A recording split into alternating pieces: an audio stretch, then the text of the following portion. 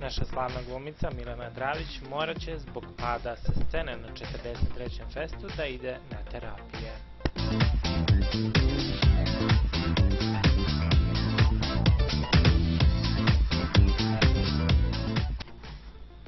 Slavna glumica Milena Dravić zbog pada sa scene na otvaranju 43. festa morat će da ide na terapije.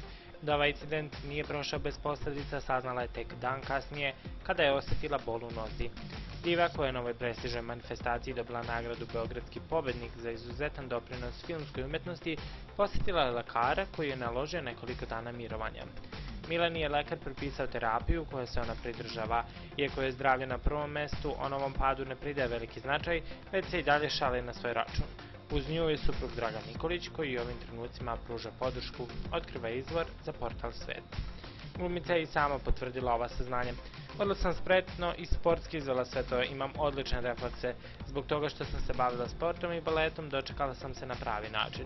Mnogo mi je bolje zahvaljujući terapijama, već za 10 dana očekuje me predstava, rekla je glumica za Kurir.